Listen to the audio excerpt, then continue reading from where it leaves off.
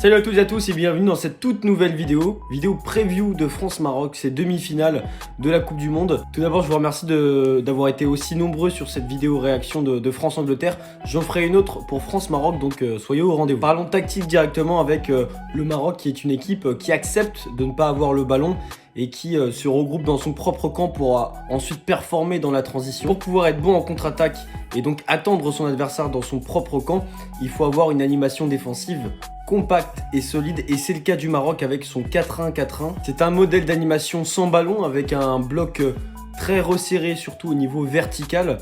Ils n'ont pas dépassé plus de 24 mètres au niveau de la verticalité du bloc, et ce qui est assez impressionnant. C'est-à-dire qu'entre chaque ligne, que ce soit la ligne défensive, celle du milieu de terrain et celle offensive, il y a très peu d'espace à exploiter pour l'adversaire. Et avec les déplacements défensifs, c'est 10 joueurs sur le terrain qui se déplacent comme un seul homme. Ça permet de bloquer des passes, intercepter des ballons et d'empêcher l'adversaire de s'engouffrer dans l'entrejeu. Et ce qui prouve que le Maroc est une véritable forteresse, c'est son gardien Yassine Bounou, qui n'a encaissé qu'un seul but depuis le début de la compétition, et c'était un contre son camp contre le Canada.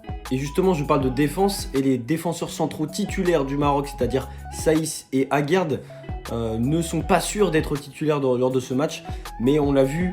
Malgré des absences, le Maroc peut performer contre les grosses équipes. Ça s'est vu contre l'Espagne et le Portugal.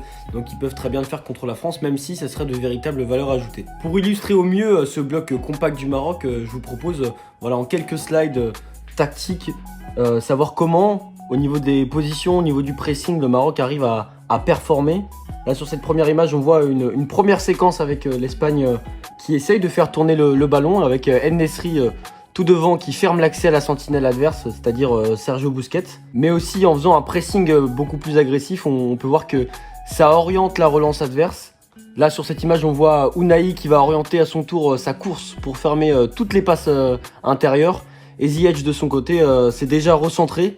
Et donc Pedri ne peut donc ressortir que par l'axe. Et donc là, dans cette image, on voit qu'il y a un véritable travail de compensation entre chaque joueur. Et c'est ça qui est impressionnant dans cette équipe, c'est que sous la pression, le ballon il revient naturellement dans les pieds de Rodri.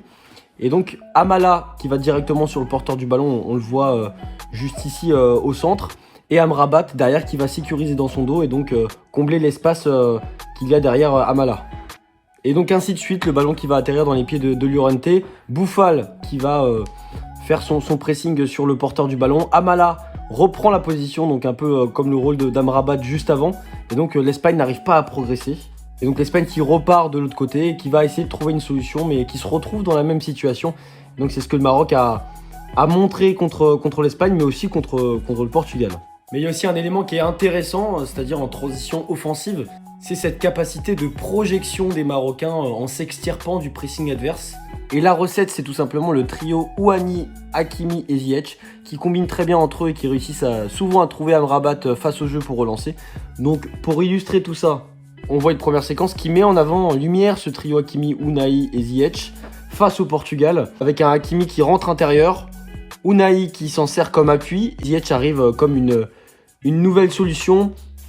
Et sous la pression portugaise, malgré la pression portugaise, les Marocains arrivent à ressortir vers Amrabat qui est face au jeu et qui peut du coup être comme une rampe de lancement et permettre au Maroc de se procurer une contre-attaque. Donc voilà ces deux éléments qui m'ont marqué au niveau du Maroc, que ce soit leur bloc compact et défensif et la manière dont ils arrivent à compenser le travail des uns et des autres, aussi pour combler les espaces, pour faire du pressing. C'est pas du pressing à tout va qui sert à rien, c'est vraiment calculé et millimétré. Chacun a son rôle sur le terrain. Et aussi pour relancer et pour ressortir de la pression adverse le ballon, pour se mettre dans des positions idéales en transition offensive avec comme rampe de lancement Amrabat.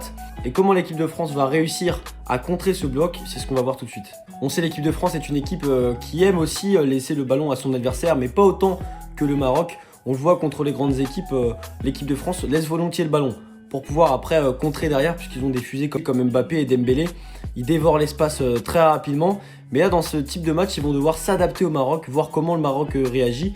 Et comme c'est une équipe défensive et de contre, c'est l'équipe de France qui va devoir jouer en possession. Et jouer à la baballe, ça n'a jamais été leur fort. Et donc il y a quelques solutions à ce problème que l'équipe de France va devoir mettre en place. Une des solutions, c'est de passer par les côtés. On sait qu'avec Mbappé et Dembélé, ça peut aller très vite.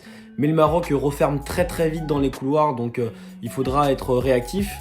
Sinon, au niveau de l'entrejeu, qui est très compact, je l'ai dit tout à l'heure, avec ces lignes resserrées sur 24 mètres à la verticale, où les joueurs sont vraiment concernés pour le coup, et bah on peut faire appel peut-être à Griezmann, qui est très bon dans les petits espaces. C'est ce que le sélectionneur du Maroc, Regragui, avait dit, que voilà, on pouvait pas que se focaliser sur Mbappé. Il y avait aussi Griezmann, qui est un très bon joueur de ballon et qui fait des différences dans les petits espaces sur les 30 derniers mètres.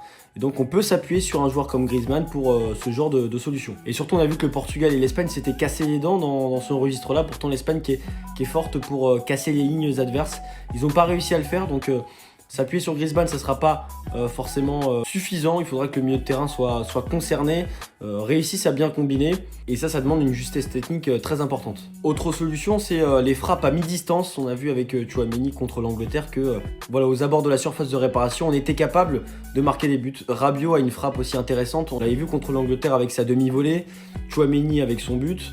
On a des frappeurs, on a des joueurs qui sont capables de marquer longue distance, et donc ça sera utile, ça sera nécessaire de tenter sa chance de loin si on n'arrive pas à briser ce bloc compact. Et autre solution, c'est les coups francs, où les Marocains avant le mondial s'étaient montrés en difficulté dans ce registre-là, mais au final ils ont su corriger tout ça, et comme j'ai dit tout à l'heure, ils ont encaissé qu'un but et en CSC, donc ils n'ont encaissé ni un but dans le jeu par l'adversaire, et ni sur coup de pied arrêté.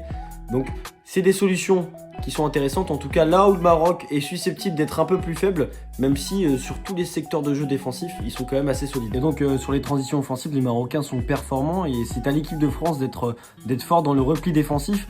On les a vus un peu en difficulté, donc quand on attaque, quand on sera dans le camp adverse, il faudra aussi voir ce qui se passe derrière, et surtout dans les couloirs avec Koundé et Hernandez, où on a été mis quand même un peu en difficulté depuis le début de ce mondial. Et surtout, comme j'ai dit tout à l'heure, à surveiller le trio marocain Ounahi, Ziyech et Hakimi. Et en dehors de l'aspect collectif, il y a un match dans le match entre Hakimi et Mbappé qui sont considérés comme des frères tout simplement, qui sont coéquipiers au Paris Saint-Germain.